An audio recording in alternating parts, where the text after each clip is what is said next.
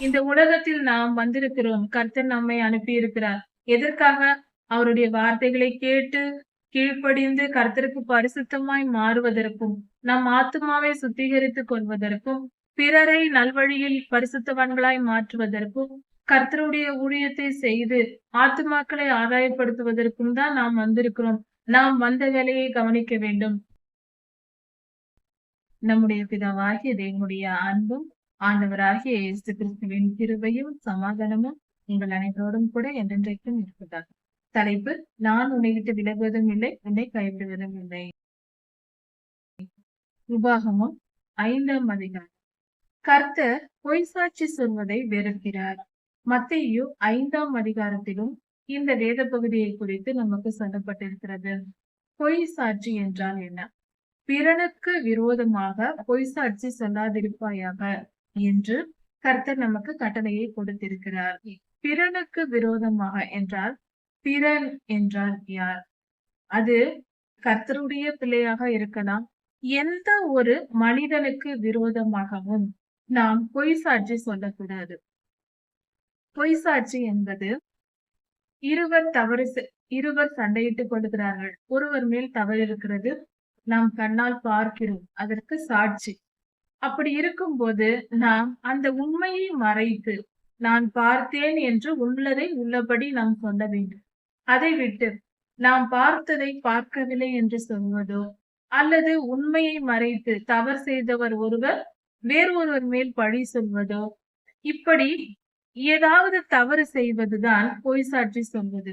உண்மையை மறைத்து அதற்கு பதிலாக வேறொரு காரியத்தை செய்து வேறொருவர் மேல் வீழ்பழியை சுமத்துவது பொய் சாட்சி சொல்வது என்று சொல்லப்படுகிறது. இது பிறனுக்கு விரோதமாக என்ற வார்த்தையில் சொல்லப்பட்டிருக்கிறது.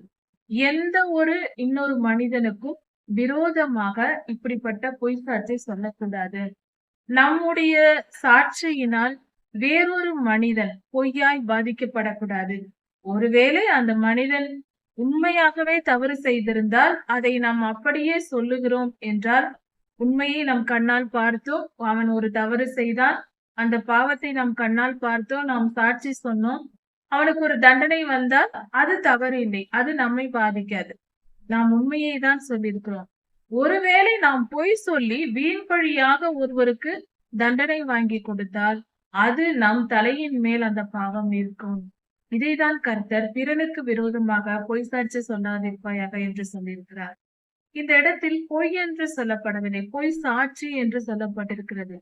அப்படி என்றால் உண்மையை மறைக்கிற எல்லா சாட்சி, உண்மையை மறைத்து வேறொரு காரியத்தை சொல்வதே சாட்சி என்று சொல்லப்படுகிறது. அது பொய்.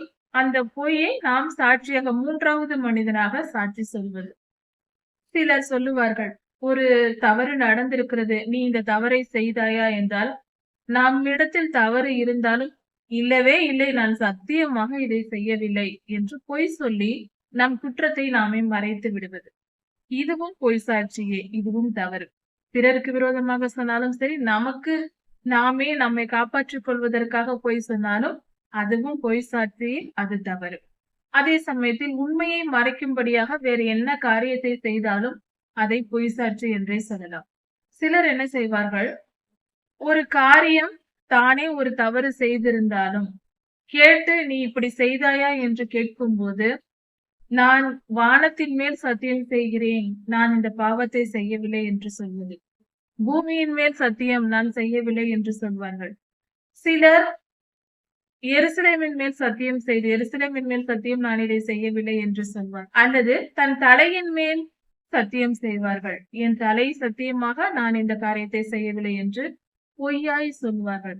இப்படி பொய்யாய் சத்தியம் செய்வதே பொய் சாட்சி என்று மத்தேயு 5ஆம் அதிகாரத்தில் நமக்கு சொல்லப்பட்டிருக்கிறது. கர்த்தர் சொல்லுகிறார், வானத்தின் மேல் நீ சத்தியம் செய்யாதே, அது தேவனுடைய சிங்காசனம், அதன் மேல் சத்தியம் செய்யாதே, அதற்கு உனக்கு தகுதி இல்லை என்று கர்த்தர் சொல்லுகிறார். அடுத்தது, பூமியின் மேல் நீ சத்தியம் செய்யாதே, அது கர்த்தருடைய பாதப்படி. கர்த்தர் சொல்லுகிறார், வானம் எனக்கு சிங்காசனம், பூமி எனக்கு பாதப்படி என்று. அப்படி என்றால் கர்த்தருடைய திருப்பாதங்கள் சுமக்கிற இடம் பூமி, பூமிதான் அதை சுமக்கிறது என்று கர்த்தர் சொல்லுகிறார். அப்படி என்றால் வானம் எனக்கு சிங்காசனம், பரலோகம் அவருக்கு சிங்காசனமாகவும், பூமி அவருக்கு பாதப்படியாகவும் இருக்கிறது என்று சொல்லப்பட்டிருக்கிறது. இதில் இன்னும் ஆழமான சத்தியங்கள் உண்டு. அப்படி இருக்க, பூமியின் மேல் நீ சத்தியம் பண்ணாதே. அதற்கு உனக்கு அருகதை இல்லை என்று கர்த்தர் சொல்லுகிறார். அடுத்தது எருசலேமின் மேல் சத்தியம் பண்ணாதே.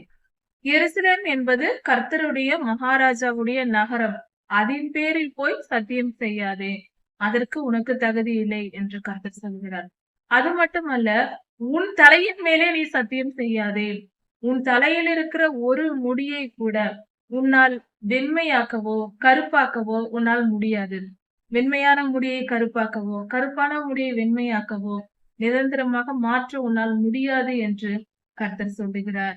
அப்படி இருக்க நாம் பொய் சத்தியம் செய்யக்கூடாது, பொய் சாட்சி சொல்லக்கூடாது, பிறருக்கு விரோதமாக நாம் பொய் சாட்சி சொல்லக்கூடாது. நம்மை காப்பாற்றிக் கொள்வதற்காக நாம் சொல்லுகிற பொய்கள், பொய் சாட்சிகள் அது ஆபத்தாக, பிறருக்கு ஆபத்தாக முடியும். இப்படி சுயநலமாய் இருக்கக்கூடாது. இது மகா பாவம் என்று கர்த்தர் சொல்லுகிறார். நமது ஆண்டவராகிய இயேசு கிறிஸ்துவை சிலுவையில் அறையும்படியாக வேதபாரகரும் பரிசேயரும் 2 பொய் சாட்சிகளை ஏற்படுத்தினார்கள் என்று வேதாகமத்தில் கொடுக்கப்பட்டிருக்கிறது. 2 பொய் சாட்சிகளை நிறுத்திதான் கர்த்தரை சிலுவைக்கு ஒப்பு கொடுத்தார்கள்.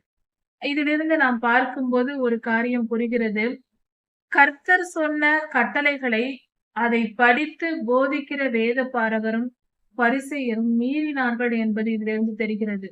தேவாலயத்தில் இருந்து ஜனங்களுக்கு ஊழியம் செய்கிற ஆசாரிய பணியை செய்கிற அந்த வேதபாரகரும் பரிசேயரும் எல்லோரும் சேர்ந்து 10 கட்டளைகளில் ஒன்றாகிய பொய்சாட்சி சொல்லும் கட்டளையை, பொய்சாட்சி சொல்லக்கூடாது என்ற கட்டளையை மீறி அவர்கள் கர்த்தருக்கு விரோதமாக பொய்சாட்சி சொன்னார்கள்.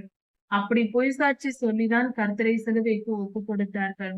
கர்த்தர் ஆண்டவராகிய இயேசு கிறிஸ்து வெளிப்படுத்தல் 22ஆம் அதிகாரத்தில் சொல்லியிருக்கிறார், இதோ சீக்கிரமாய் வருகிறேன், அவனவனுடைய கிரியைகளுக்கு தக்க பலனை அளிக்க அவனுக்குரிய பலன், அவனவனுடைய பலனும் என்னோடு கூட வருகிறது என்று கர்த்தர் சொல்லுகிறார்.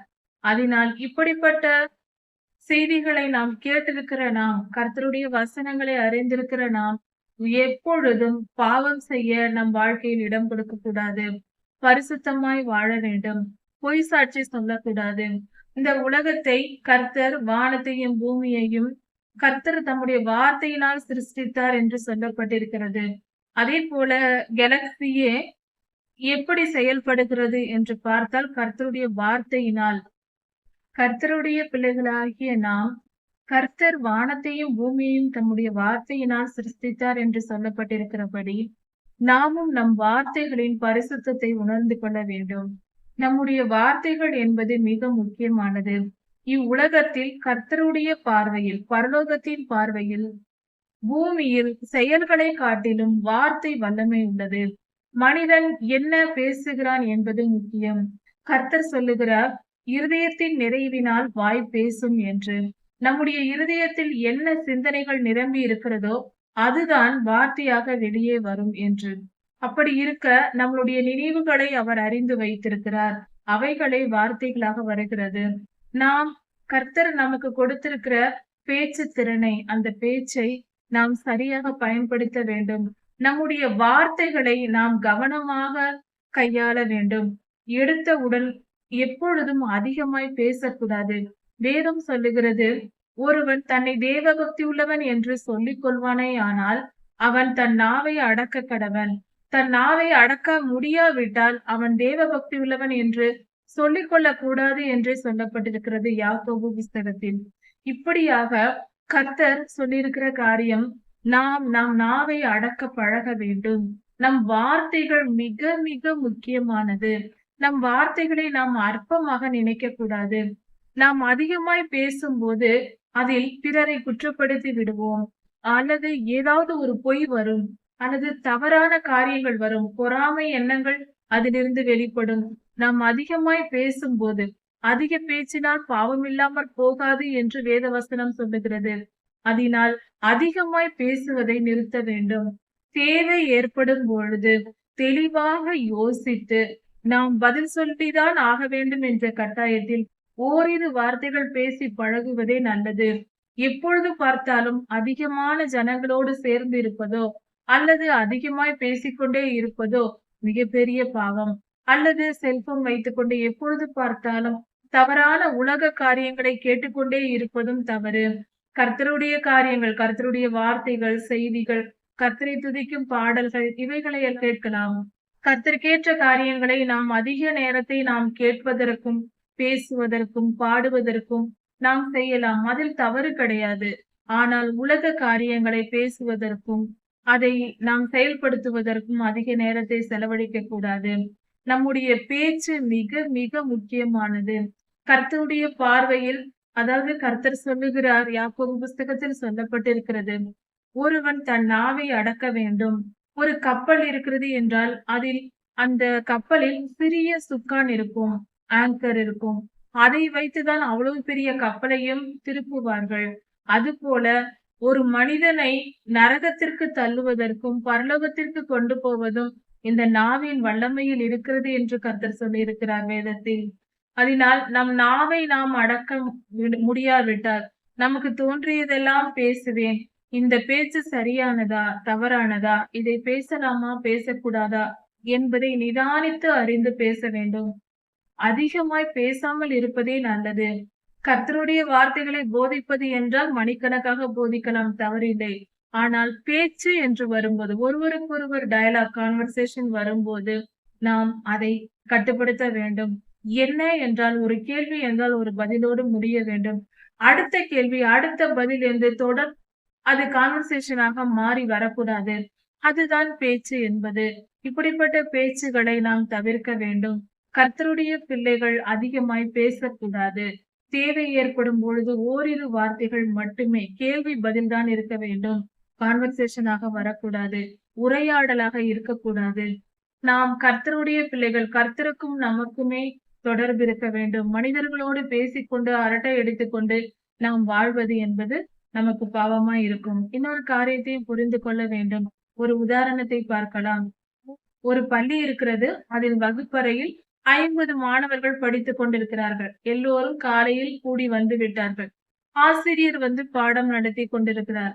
அப்பொழுது அந்த 50 மாணவர்களும் ஒருவருக்கொருவர் பேசிக் கொண்டிருந்தால் அந்த ஆசிரியர் அந்த பிள்ளைகளை கடிந்து கொள்வார். இப்படி செய்யக்கூடாது. நீங்கள் ஒருவருக்கொருவர் பேசக்கூடாது. என்னை கவனியுங்கள். நான் கற்றுக் கொடுக்கிற பாடங்களை கவனியுங்கள், படியுங்கள். அதற்காக தான் நீங்கள் பள்ளிக்கு வந்திருக்கிறீர்கள். நீங்கள் படிப்பதற்கு வந்திருக்கிறீர்கள். பக்கத்தில் இருக்கிறவர்களோடு பேசுவதற்கு அல்ல, விளையாடுவதற்கு அல்ல என்று அந்த ஆசிரியர் சொல்லுவார். அதே போலதான் இந்த உலகத்தில் நாம் வந்திருக்கிறோம். கர்த்தர் நம்மை அனுப்பி இருக்கிறார். எதற்காக?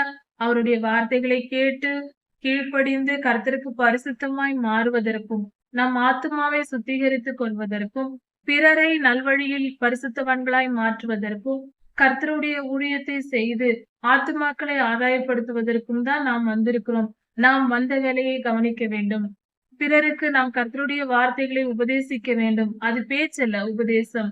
அதை செய்ய வேண்டும். கர்த்தர் எப்படி செய்தாரோ அதே போல உட்கார்ந்து உரையாடி கொண்டு, நம் சொந்த பந்தங்களோடு உறவாடி கொண்டு, பார்ட்டி செய்து கொண்டு, ஃபங்ஷன் கொண்டாடி கொண்டு, பண்டிகைகளை கொண்டாடி கொண்டு, பிறந்த நாள், குடும்ப நாள் என்று ஒவ்வொரு நாளையும் வைத்துக் கொண்டு கொண்டாடி மகிழ்ந்து கொண்டிருப்பதற்கு நாம் வரவில்லை என்பதை புரிந்து கொள்ள வேண்டும். பிறந்த நாள் கொண்டாடுவது, திருமண நாள் கொண்டாடுவது, இன்னும் என்னென்ன நாட்களோ ஒவ்வொரு நாளை ஏற்படுத்தி கொண்டு சந்தோஷப்பட்டு கொண்டு இருப்பது அது அல்ல. அது பொய் சந்தோஷம், உண்மையாக அல்ல. நாட்களை விசேஷித்துக் கொள்ளுகிறவன் கர்த்தருக்கென்று விசேஷித்துக் கொள்ள கடவன் என்று சொல்லப்பட்டிருக்கிறது. அதனால் நாம் ஓய்வு நாளாக கர்த்தருடைய சன்னதியில் காத்திருப்பதற்கே நாம் நாட்களை தெரிந்து கொள்ள வேண்டும்.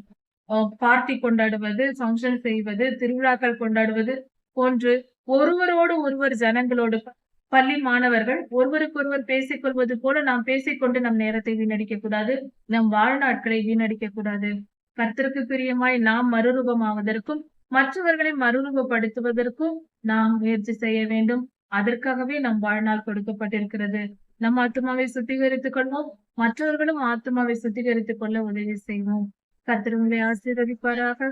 இதன் தொடர்ச்சியை அடுத்த செய்தியில் பார்க்கலாம். மாறனார்.